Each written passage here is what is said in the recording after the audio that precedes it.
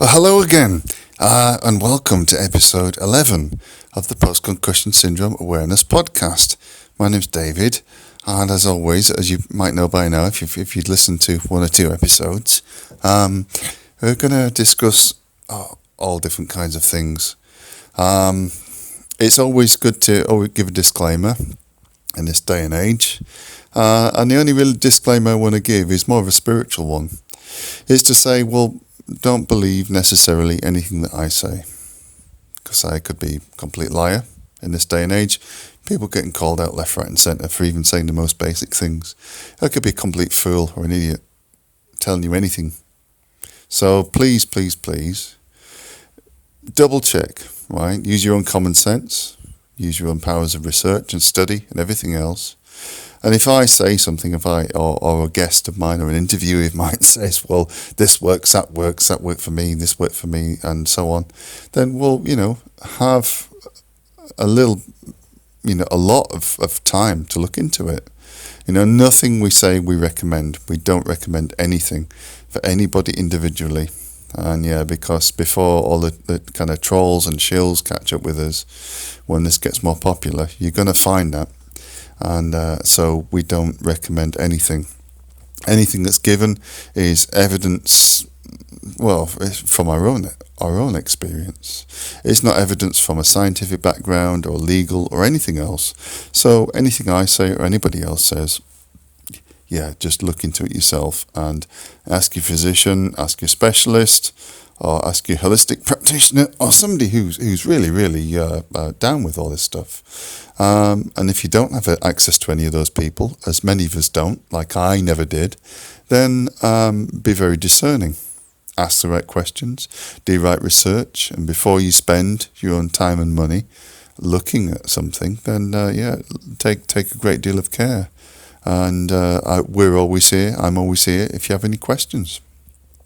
Right, so tonight and today, the main subject is regarding emotional grief and disassociation and anguish that come from Post Concussion Syndrome. Also, possibly we'll touch on depression and anxiety and even post-traumatic stress. So this is sounds like a real cheerful episode, but basically these are things that if you've had a concussion and not recovered from it within 2 or 3 months, and these are things that are very real and very true that you're going to have to deal with. And so, as you will know by now, if you listen to many of the podcasts, you'll know that we're not into mincing words, not into kind of dressing things up. We don't do fairies and unicorns and rainbows and so on. Because in order to be balanced, you have to be able to look at the positive and the negative. And if you can only stand to look at positive things and talk about positive things, then you must be very unbalanced. And that is actually a negative. So unwittingly, you can kind of cast yourself into a place where saying, oh, I'm never going to look at anything, I'm not going to discuss anything difficult. You actually become kind of like, positively, negatively unbalanced. So keep with us and stick with us through this, right? Even if your kind of conscious mind might be kicking at you and saying, well, I don't like the sound of this. He's talking nonsense. So where do we start? Right at the beginning. On day 1 of a concussion, there's an epic change. There's a distinct and very finite change in the person's consciousness. So this happens from a shock, an accident, a fall, a crash, a whiplash, fall from a horse, all kinds of things. It can be, kind of cracking your head on the pavement. There could be many, many things. How you've got to go about dealing with this is literally from the start, it's 1 minute at a time, then 1 hour at a time. And as you get further and further out, days out, it's a day at a time. And then, after that, several days at a time. And eventually a week or a month at a time. And then at some point, you're going to get to the area where you feel like, well, actually, I've lost track of time. When you get to that point, I feel that losing track of time is when the point of post-concussion syndrome grief or brain injury grief kicks in and then starts to delineate you from your normal life. So maybe from your family, your career, your profession, your hobbies and interests, your friends and so on. And at that point, that grief process is a little bit different, well, quite different to losing a loved one. As we've all known, losing a loved one is something that happens very swiftly and suddenly, and all of a sudden you can be thrust into grief, or it can take days or weeks or even months to come on. And in rare cases, that loss of a loved one can take years for somebody to actually be able to start to truly grieve. There's many processes of like denial and change and things through grief, which are quite complex. And as any psychologist or grief counsellor will tell you, these can be traumatic and kind of scattered as well. So the grief from PCS, well, how do we see that happening or acting in our lives? Well, if you think about the course of 2 to 3 months out, well, here in the UK, we say that, well, yeah, you're never more than maybe 3 or 4 paychecks away from being homeless or being out on the street or so on. And in fact, that can actually be true. If you're in the lower classes or the lower middle classes, or even sometimes the middle classes, you are going to be literally paying your rent, your bills, everything else, food. If you've got family, if you've got children, then you can be that far away from being at best rehoused into kind of social housing, or actually becoming homeless or having to go and live with family, or even worse. Now, a lot of people may listen to this and say, "Well, oh no, that's not true. That's not right." But yeah, unfortunately, it is. If you're very privileged, if your family has money, or they're willing to support you, or you live in a rich or an upper middle class or an upper class area, and this is the same in any country, then you may well get the support and help that you need, and private healthcare. You may have healthcare insurance for your work if you have a good job and so on. But there is definitely still a big class split and divide in the UK. And I would challenge anybody that says there is no class system in this country and that there is no class divide. Put your money where your mouth is, and come down here and look at the people that are suffering with these type of issues, that are living hand to mouth day to day. But then again, those people probably wouldn't want to do that.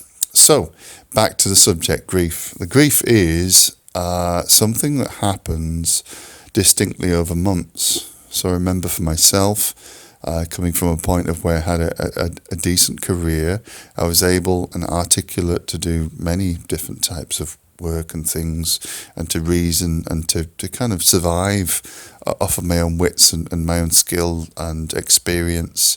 I'd had years in retail and sales and all kinds of things. And then you get to a point where actually your brain clogs up, whether it's through excessive medication, worry and stress and grief about the process of trying to get medical help for your post concussion syndrome, whereas I couldn't. I simply got a diagnosis and that was it. It was cut off and then just left adrift for years on end.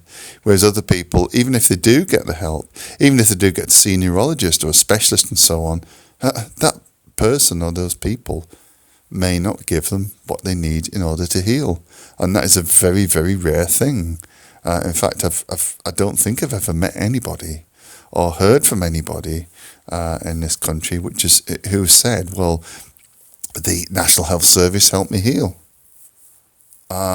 If you're out there listening to this and you have a great success story, then please get in touch with me and let me know as well. But in terms of grief, it then comes down to, well, what are you going to lose? Because there's always a process of loss or things which are ripped away from you, which can be unavoidable. So it's like a death of sorts within your life. So for me, it was like, well, I got taken away from what I was doing. It wasn't at the time, it wasn't particularly an enjoyable job, but it was one I could be successful and be reasonably good at. But then I was ripped away from that and put in a remediatory role, kind of like, basic role. And from there, that has a knock-on effect on self-esteem. So what you'll find is basically it's like dominoes.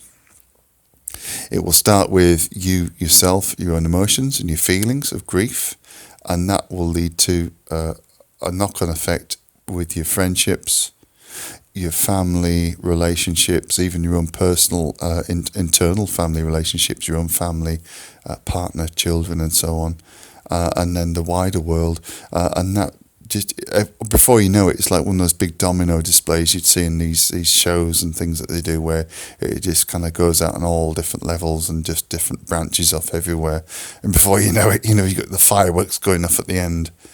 So it can be many months before the grieving process actually ferments. And I'm going to use the word ferments because I think that fermentation is a point where you see the dominoes of your life, you see all of it flowing down and flowing away from you, and kind of like there's no way to put them all back up. But at some point, at the end, where you kind of get that mark that, well, actually, oh yeah, now things look very different, then you're left to try and recover from the grief. You're left to try and recover from the loss that you've had. So you may have lost your physicality, you may have lost your emotionality. Emotional ability is common with PCS. You may have lost your sexuality. You may not be able to be intimate, or to be emotionally intimate or physically intimate. You may have found that you've lost a desire for that as well, your libido and so on. You may find that your kind of attention span, your concentration, your coordination, everything else. So if you have a family and children, you may be like struggling to keep up with what the children are saying to you, and to have that beautiful communication, as you should do with your children, to talk to them about what they're interested in. As we know, the key is with children, what if they're only like 2, 3, 4, 5, 6, 7, 8 years old, the only way you're going to communicate with them is on talking on a level about things that they're interested in. And then you may well back up into yourself and lose that kind of communication. PCS can do that to you quite readily, quite rapidly as well. So yeah, there's many different factors and many different levels here. So I guess for me personally, the grief process, the grieving process, actually took several years. I know that sounds harsh, but I had through that process, I had about 4 mild traumatic brain injuries. And it had to get past the level of deep depression and kind of hopelessness at that point after the 3rd concussion, where it was like, well, this is deep depression. I'm really kind of losing the battle here, really struggling, and I'm taking a lot of medications and things, and I feel like, well, there's a dark fog, kind of heavy fog descending on me, and it's not helping me. Following that, there was then a kind of a liberation in many ways of losing everything and being homeless and kind of not having anything left. So in a way, that acted as a way to kind of alleviate some of the grief. In some ways, it extenuated and kind of heightened other types of grief, which was isolation. So isolation and disassociation are next steps in the process as far as I'm concerned. So the isolation was then that, well, actually, after all that kind of 2 or 3 years of grieving and losing things, losing your home, losing your job and so on, where are you left? You're in a place where you may have some contacts and friends and people left, but there may not necessarily be in the kind of the right types of friends and people that you actually truly need in order to heal. So then you're left with a dichotomy, a problem, in my opinion, of how do you go past that. And that can then take a little while longer as well. There can be the sense that, well, actually, you're not going to get the new information you need in order to finish the grieving process until your brain starts to heal. And so I know it's very different for everybody, but there are common themes throughout this grieving process, and isolation, detachment, disassociation, and all of these things are all linked together, and they're all kind of like kind of common friends in this journey. So, what were the main things that helped me to heal from my own personal grief, and what are the things that have helped other people heal? Well, we heard in the recent interviews, like with the likes of Laurie and Katie and Nid as well, that it was at a point where they had a lot of support and help and understanding from people around them. And yeah, similarly with me, when I found a way get back into the world, there was always a place where that grieving process can be reduced down when you feel like you've got a way forwards. So I actively got involved in different projects creatively, writing projects, creative writing, journalism, different things too. So there's always got to be a point where through the grief you then find a new purpose. Now this new purpose is the next thing to talk about, because obviously you've come through all of that, your own character, your own sense of self being reduced down to almost nothing. And then of course you have to build yourself back up again in some other way. So we always say in the groups that, well, you become a composite. The composite of your old self, or some parts of your old self pre-brain injury, before, and the things which you're going to get into after the grieving period. So there's this gap in the middle. But those two composites together then become a new basis for yourself, your new self going forwards. Now, a lot of people may not like that. They may not be as enamored with the changes within yourself. They're definitely, unless they're very, very special, they're not going to understand that either. They're not going to know exactly what you've been through or how you've come to these conclusions yourself, because not having experienced a brain injury or concussion and not having been through PCS, they will naturally not be able to get it, and that is a fact for any type of circumstance with chronic illness or injury. So, where to go from there? Well, there is a point where you will shed old associations and old friends and people, sometimes forever, sometimes only for a while, for months or years later, until your own brain can recover and regenerate yourself, until you're able to rejuvenate connections as well. And so you shouldn't be too tough on yourself at this point. So maybe you're 3-4 years out, you shouldn't be too harsh on yourself. You shouldn't really try to be too judgmental, because as I found out, being too judgmental can then lead to even more serious problems. Because if you're judging yourself and thinking, well, all these people don't want me anymore, they don't need me anymore, they're not interested, they're not kind of connected to me, whatever, then that can lead to some darker behaviour. It can lead to some critical self-judgment, which leads in turn to either addictive or self-abusive ways that you kind of like have to justify yourself to yourself. But you don't want to do that. So please take it into your mind that, you have to be very, very humbly forgiving of yourself. So you're 3 or 4 years out, or wherever your time is, you're going to start recovering from the grieving process, and you've got to make new connections. Just as your brain rewires itself for neuroplasticity and everything else, you've then got to start going ahead. Now, the dissociative factor or disassociation with brain injury is another massive thing that was mentioned before.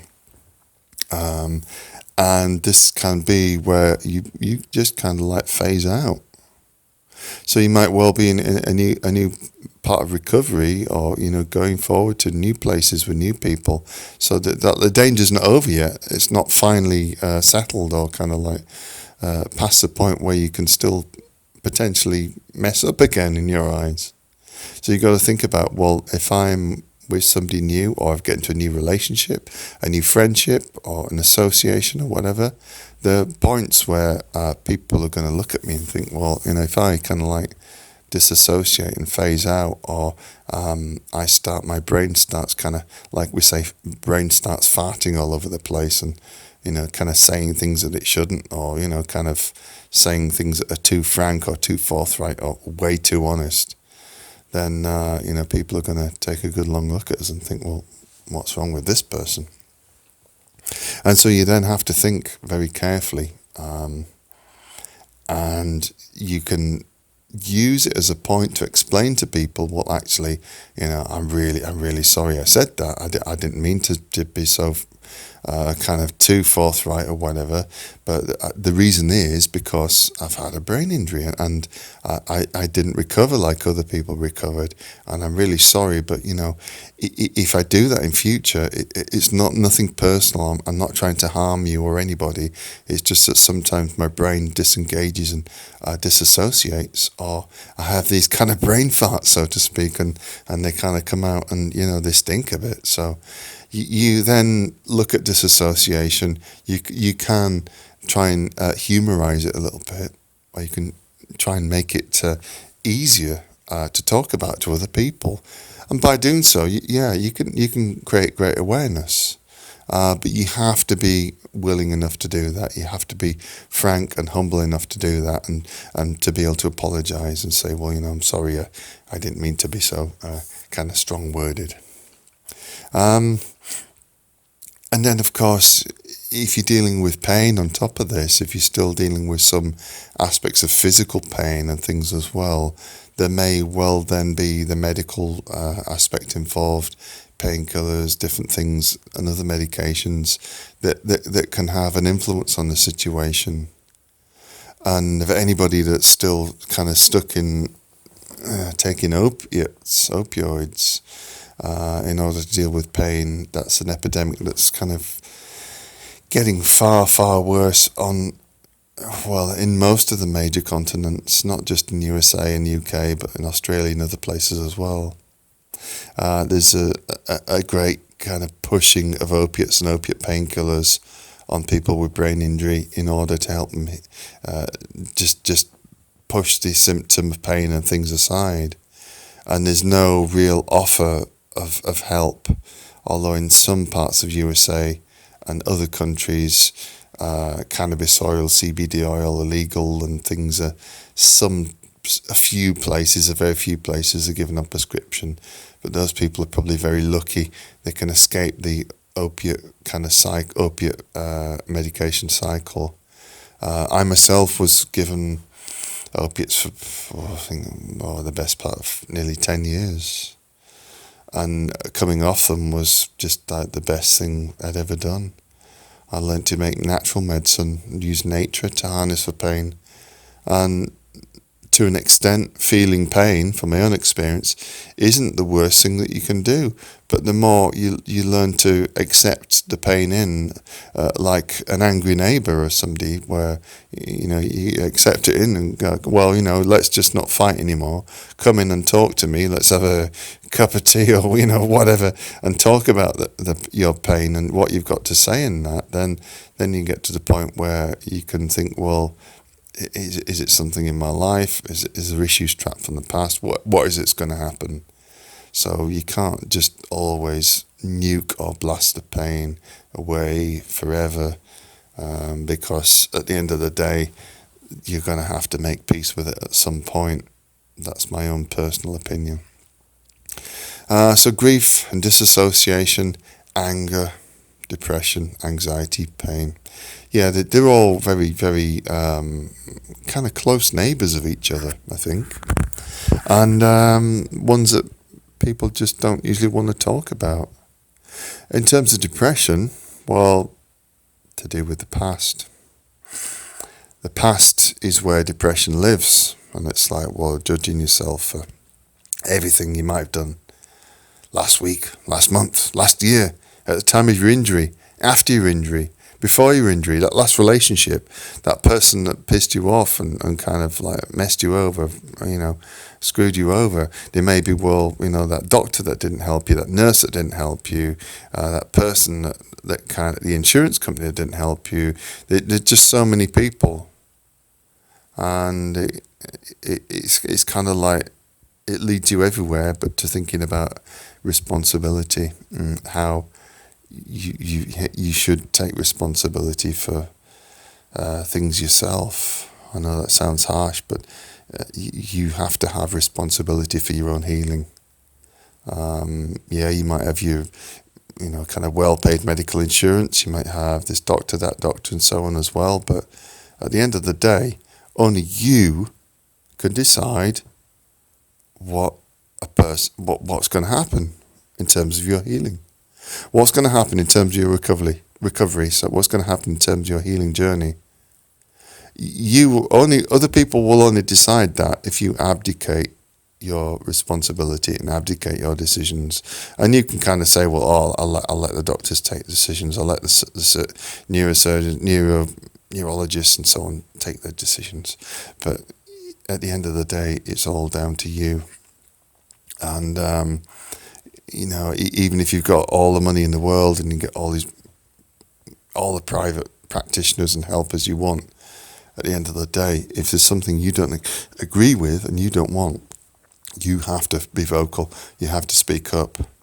Now, I personally had no money for treatment. I had no access to any neurologist, neuropsychologist, neuropharmacologist, no access to any specialist, anything here in the UK. I had no treatment, no visits to hospital, apart from, I think, twice when I was paralysed and had to have a CT scan. And so had no actual choices as such. But then when I hear other people's stories, like recent interviews and so on, I hear that, people actually have, see this doctor, this neurologist who drive to this state and this place and this other place and so on, and they get to choose. Well, even then, it's still entirely up to you. Whether you have no choices like I had, or whether you have like a dozen different choices like other people have, it's still down to you. The empowerment for your own healing is still in your hands. So that depression tends to kick in when you are not in sight of this fact. In my opinion, if you're not in sight of the fact that your healing is in your hands, then like with anything else in life, like a relationship, if you feel it's not in your hands, say if your relationship is, say the other person's abusive, or they're lying, or they're cheating on you, whatever, and you go, that's not in my hands because that person did that to me. Well, you're living in the past, and then therefore you can become depressed. Whereas you can step out of it and say, I'm taking responsibility. Whether that is to leave the situation or to go forward somewhere else, then that entirely brings you into the now. And the now is the only time where you can recover. In terms of anxiety and the future, what's going to happen to me?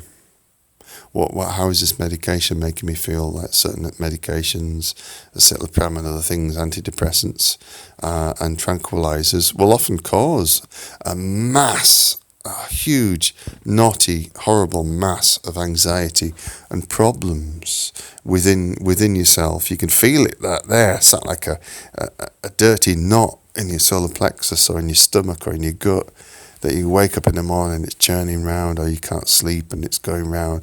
And so, anxiety, if depression is the past, anxiety is the future, or it's the fear of the future. And so that's where meditation, calmness, yoga, mindfulness, all the different things, relaxation come into play, diet, exercise, endorphins and dopamine from exercise, different things where you've got to allow your body to have the right flow of chemicals through your brain, through your body. It's always going to be harder after a brain injury, and that's where you've got to build up to things as well. But with anxiety, possibly the worst thing you can do, as I discovered, is to take anti-anxiety medication, because it's kind of like slowly pouring oil on a fire. It might douse it for a little bit for a while, but it's going to kind of flare up fairly soon afterwards. It kind of like in slow motion almost. And so then you have to get around the whole issue of anxiety.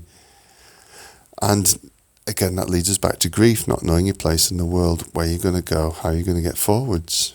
So we had this discussion the other day in a couple of interviews where I was saying, well, actually, the brain injury or the point of accident could become the most important part of somebody's life. Going forwards, it could become the most important part of the dharma or the purpose in life, where you may have led a certain type of life up to one point, like I did, reasonably successful, kind of quite settled and, materially okay. But then you get this accident, you get this injury, and it's like, poof, you're just like pushed out of the matrix world. You're pushed out beyond the boundaries of what is acceptable. You're almost kind of like a cracked or broken cog in the wheel. And so if you're cracked or broken slightly, people tend to look at you a little bit different. Even if they don't always say it, they will kind of judge you a little bit, and they may not always say so. So you have to then think about that and think, well, how can I go forwards? How can I deal with this now? Many things that happened on the journey, on the way forwards, and looking at the fact that often, and for most people, a life-changing accident such as a mild traumatic brain injury or traumatic brain injury can be the catalyst in which you need to heal your own life. But also, as we've seen with some of the interviewees we've had, is to change other people's lives through your own passion and learning, going back to school, learning about healing, learning about people, finding your own sense of place and wisdom, all of those things in order to help others who've been through similar. Because we all need each other on this journey, we really, really do. And if we don't find that, healing, then we're probably not looking in the right places, are we?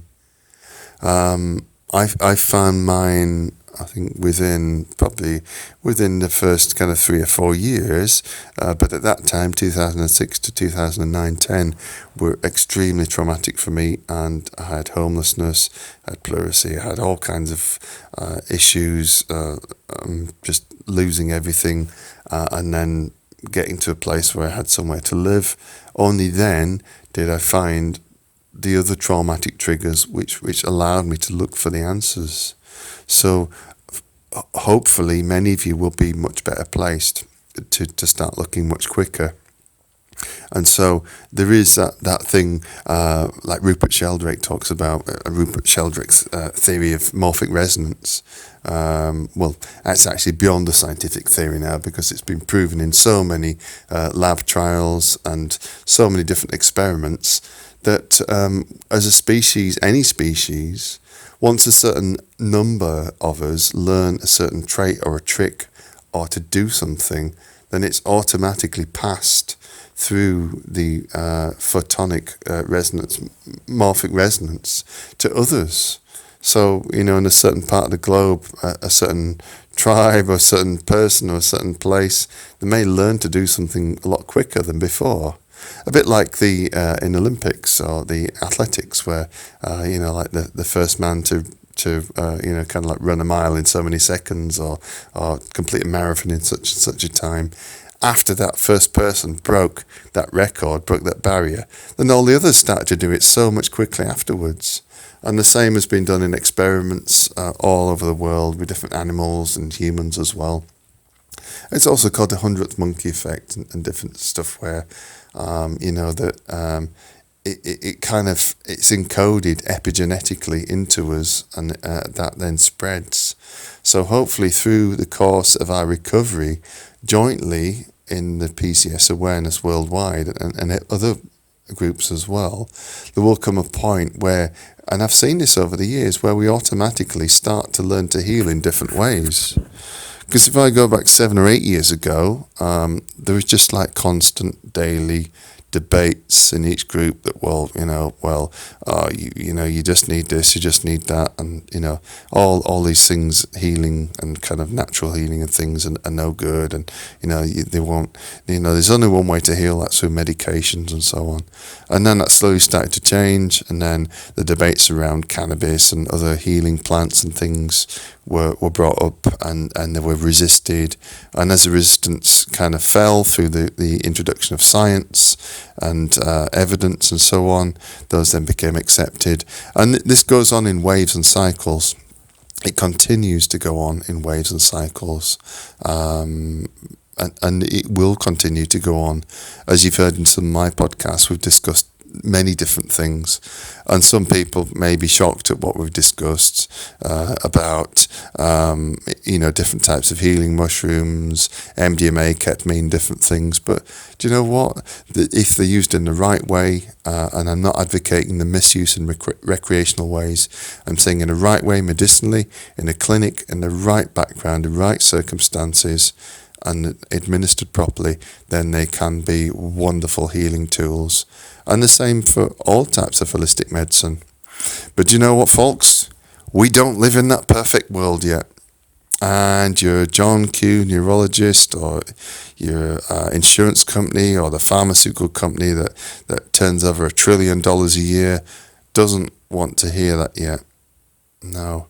Until they can find a way to make money from those things, because some of those do actually have patents with drug companies, then you're not going to get any advances. And until they can control it and make the money out of it, then you're not. But it is happening in some ways. It's kind of slowly crawling along, but it's happening underground as well. You're not going to get any real progression. But when we do get that progression, we're going to get a swing over into a new paradigm of healing, and that's going to come along quicker and quicker over the next kind of 10, 15 years. So for now, that's probably all I want to say. A couple of messages that we've had, or 2 or 3 actually, we've had just in the last few days, and I'm sorry I've not recorded more podcasts if anybody's listening to this, but I've had some problems with pleurisy, chest infection and things that have been, a bit rough. And only like today again, I'm being able to kind of talk a little bit clearer as well. So I've got some good natural medicine anyway that's helped me. Natural antibiotics, colloidal silver and stuff, and other things. And that's really kind of brought me round a bit now. So I'm very grateful for those. First message. Angela in Australia says, particularly she's interested in, as she has ME, and she's had Post Concussion Syndrome as well, but also in the fatigue side, she's interested in natural cures, and asked about GC-MAF and other things as well.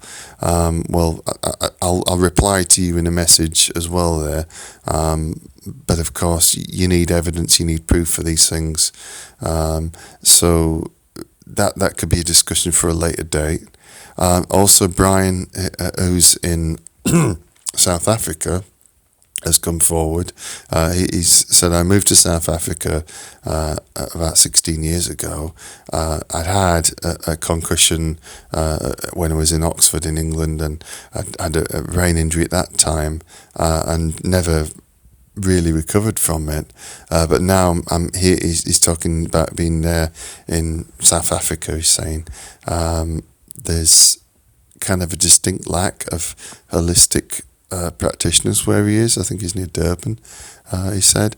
And there seem to be some stories in the news there about holistic practitioners being disappeared or like dying in mysterious circumstances. So all I would say, Brian, is, it's not much different here in the UK, USA. There's hundreds have disappeared in the USA that have just mysteriously died or been murdered or found dead. And it seems very odd that they're all practicing natural means that don't go with the official line or the drug companies. So, yeah, it's interesting to hear that is similar in South Africa. The final message comes from Keith, who's in Wales. Nice to hear from somebody else in the UK. And Keith's saying, well, he was very interested in the podcast we did about legal and illegal drugs. He had injuries from 2009 to 2012 and ended up, well, he's very brave to say this, he ended up kind of self-medicating himself with quite a few different things. And wants to say, well, once he did that, he'd gone through a different path. And he'd seen one of his friends who'd also had a much more severe head injury commit suicide. So that's a real kind of terrible thing to hear. And since then, it's really made him sit up and take notice of a different way of healing, he said, as Keith. And he'd also been to look into natural medicine himself and to work with natural medicine himself. So, yeah, thank you for those comments. And for now, I'll leave you with these thoughts that, yeah, truly, if you are going through the grieving process, anxiety and depression, pain, disassociation, isolation with PCS, then just reach out, find somebody you can talk to, even if it is another complete stranger with PCS. You've got our groups on Facebook, which is Post Concussion Syndrome Awareness Worldwide. Look those groups up. You can get in touch with me, David Bottomley, directly on Facebook. On Twitter, the handle is @PostConcussion. And you can find us on the blog at WordPress, which is Post Concussion Syndrome Awareness UK.wordpress.com. And between those, yeah, you needn't be alone. People find us every day in those groups, and it never ceases to amaze me how people just keep coming and just keep finding us, and it's just, well, they find such a reduction from the isolation, from the problems in such a short space of time, which is what VORP, Virtual Online Recovery Program that we run, is all about. It's non-judgmental, it's non-commercial, it's not set up as well, what people claim is a support group. There's no such thing online on Facebook as a support group, because there's no actual physical support. There's only like words of encouragement or opinions and things, but you can't claim to run a support group without actually being physically, financially and emotionally present for somebody, in my opinion. You know, they all say, you know, that we're a support group, but it's only kind of like vocal support and social media. So, you know, we have to say that you can't actually claim to be that unless you've got financial backing, you've got all the other types of backing and people in place to kind of help people. You know, that's the kind of thing that Headway might do, or other organisations where they've got charitable money to give to helping people. That is real support. Anyway, that's probably splitting hairs quite a bit. If you don't agree, get in touch and tell me why. All right, so thank you very much again for listening, and we'll try and be back really soon. We've got some more interviewees coming up, and hopefully they're gonna just share all their amazing stories, all their wisdom, all their love and energy with us too. So thanks again, and I look forward to speaking to you all again very, very soon. Goodbye for now.